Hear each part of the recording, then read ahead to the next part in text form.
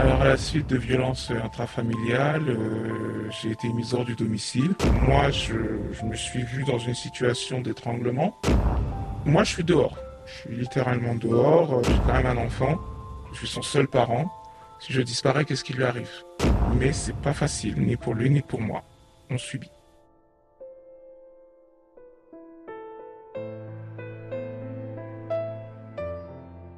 Bonsoir madame, je suis Sullivan Jous, conseiller municipal de la ville de Sevran. Je veille au respect de la dignité humaine et de l'égalité devant la loi.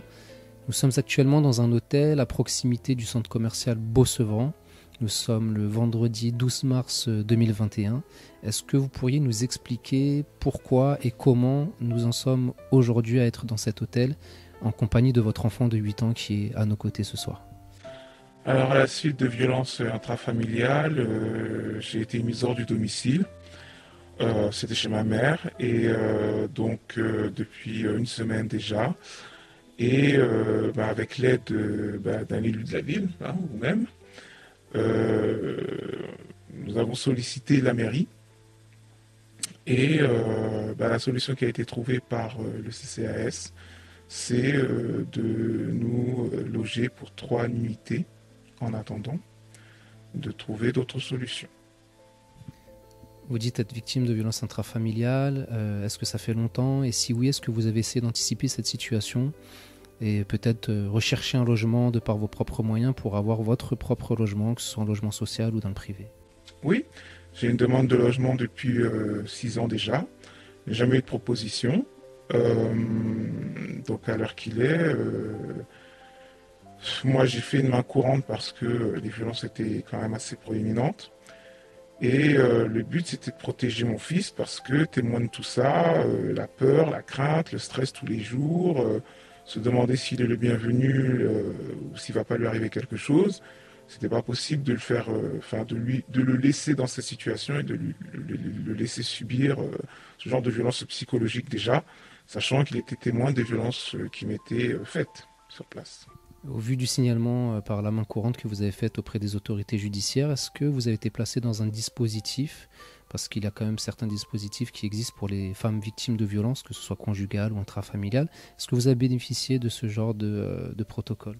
Alors, j'ai demandé un rendez-vous au service logement qui très rapidement m'a rappelé et a pu décortiquer un peu plus la situation et être un peu plus au courant de la nature de ma demande de logement, de la manière dont ça se passait. Ils m'ont expliqué aussi que dans ce cadre-là, je pouvais entrer dans un dispositif départemental d'éloignement, de relogement, mais que bon, ça prenait quand même un certain temps à mettre en place. J'ai aussi rencontré l'association Sunshine dans le centre commercial qui accueille la plupart des femmes qui le souhaitent et qui osent aller les rencontrer et qui a été très accueillant, très avenant, que j'ai rencontré à plusieurs reprises et qui très vite m'a fait une attestation qui notifiait l'urgence de la situation et la véracité des violences en question. Donc effectivement, par la suite, assez rapidement, j'ai contacté la Fondation Abbé Pierre, la Fondation Framville. J'ai envoyé dans toute l'intercommunalité Terre de France aux différentes mairies et même plus. Alors vous nous disiez tout à l'heure être à la rue depuis une semaine, mais nous sommes aujourd'hui vendredi. C'est votre première nuit à l'hôtel. Vous dormez où depuis une semaine avec votre enfant? Moi, je suis dehors. Je suis littéralement dehors. J'ai pu bénéficier de peut-être 2, 3 petits canapés, mais j'ai dormi dehors. Et mon fils, j'ai pu le mettre en sécurité uniquement jusqu'à ce soir vendredi. Donc durant une semaine, au partir du moment où on a été mis dehors, j'ai pu le placer en sécurité chez des connaissances pendant une semaine. Mais pas plus parce que voilà, je l'ai récupéré et j'ai pris les 3 nuitées pour que ça concorde avec le fait que je le récupère vendredi pour ce week-end jusqu'à lundi. Lundi, on verra. Alors c'est vrai qu'on vous a demandé de patienter le temps administratif, de pouvoir faire les rendez-vous. Vous êtes rendu à tous les rendez-vous, je vous ai accompagné. Il y en a encore lundi et mardi en espérant que ça puisse déboucher sur quelque chose. Mais comment vous expliquez aujourd'hui qu'en France, qui est le pays berceau des droits de l'homme, avec un arsenal juridique quand même assez conséquent, il soit aussi compliqué pour une personne victime de violences avérées de se retrouver du jour au lendemain à la rue avec un enfant, avec une demande de logement qui date depuis plus de 6 ans et qu'on puisse se retrouver dans la situation dans laquelle vous êtes actuellement? Je vais vous dire une chose. Il y a 30 ans de ça, j'ai vécu la même situation et j'étais l'enfant. Je suis passé par ces mêmes dispositifs. Et je suis désolé. Ils n'ont pas évolué. Je dirais même que ça a régressé parce que me trouvant moi mère dans cette situation, je trouve qu'il y a 30 ans, ça allait même plus vite qu'aujourd'hui. Donc je me pose des questions sur la méthode des structures, des infrastructures aujourd'hui. Je ne comprends pas. Alors c'est vrai que lorsque vous nous avez alerté sur votre situation, je me suis rendu lundi à la mairie avec des collaborateurs. J'ai pu voir M. Bastaro, qui est l'élu au logement de la ville de Sevran, qui s'était engagé à ce que vous soyez rappelé dans la journée, chose qui a été faite par un membre du CCAS. Vous avez eu des rendez-vous qui ont été faits, donc M. Bastaro a demandé d'attendre un petit peu le temps administratif que les choses puissent se décanter. Quelles sont vos attentes de la part de la municipalité dont vous êtes originellement la résidence, c'est-à-dire Sevran, à savoir que là nous sommes donc vendredi soir, il y a le week-end qui va se passer. Toutes les personnes vont rentrer au chaud chez elles. Vous, aujourd'hui, vous avez cette solution temporaire de l'hôtel, mais quelles sont vos attentes concrètes d'ici lundi? D'ici lundi, j'espère qu'ils auront étudié l'urgence de mon dossier et qu'ils feront valoir aussi que depuis 6 ans, j'attends et de me proposer peut-être un logement, ce qui serait la solution idéale. Après, je sais qu'il y a des priorités ailleurs et partout, mais je pense que je cumule suffisamment d'éléments tout court dans cette situation pour être considéré urgent et prioritaire. Alors, une question un peu plus personnelle parce que c'est jamais évident.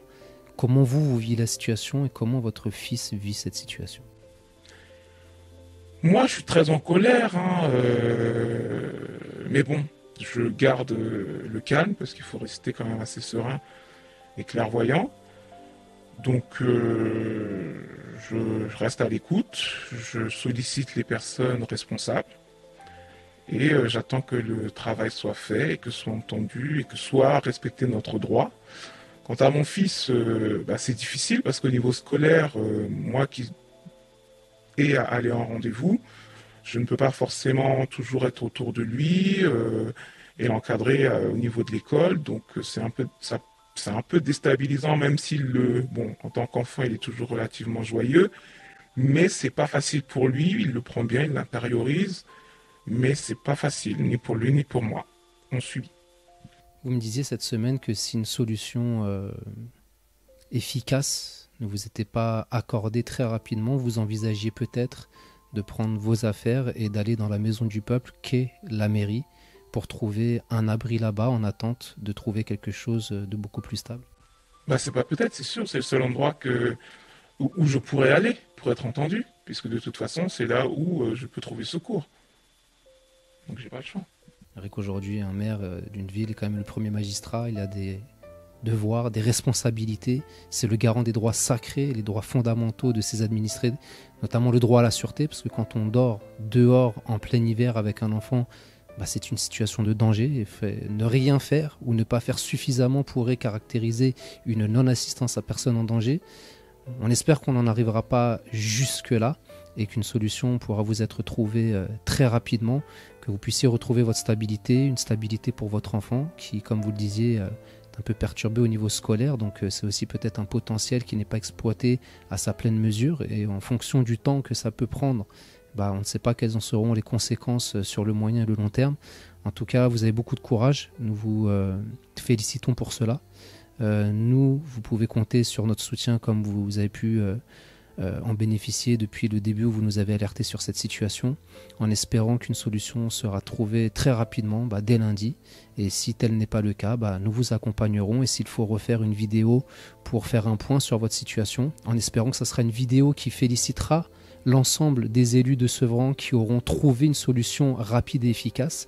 Mais si tel n'est pas le cas et qu'il faut vous filmer au sein de la municipalité, nous n'aurons pas d'autre choix que de le faire en espérant que nous ne serons pas contraints de le faire. Je vous laisse pour conclure le mot de la fin. Je vous souhaite vraiment beaucoup de courage à vous et à votre enfant. Merci beaucoup pour l'accompagnement parce que je ne pense pas que tout le monde soit aussi bien encadré au vu de ce qui se passe. Euh, à l'heure qu'il est, j'espère vraiment que la mairie entendra cet appel au secours et qu'une solution sera rapidement trouvée. Parce que, vu le temps qu'il fait, je ne conseille à personne et je ne souhaite à personne de se retrouver dans cette situation. Et pour toutes celles qui ont peur de se retrouver dehors parce qu'elles subissent des violences, c'est peut-être moins pire d'être libre dans la rue que d'être au chaud mais menacé. Je pense qu'à ce niveau-là, même si le parcours est compliqué, le parcours est difficile, elles risquent quand même leur vie. Moi, je me suis vu dans une situation d'étranglement. Donc, j'ai quand même un enfant. Je suis son seul parent. Si je disparais, qu'est-ce qui lui arrive? Voilà. C'est-à-dire que les violences que je subis ne sont pas que pour moi, elles le sont pour lui parce qu'il en est témoin. Et c'est le plus dommage. Bon courage à vous, félicitations pour votre courage en espérant qu'une solution sera trouvée rapidement et nous ne manquerons pas de tenir les téléspectateurs informés de l'évolution de votre dossier. Merci à vous.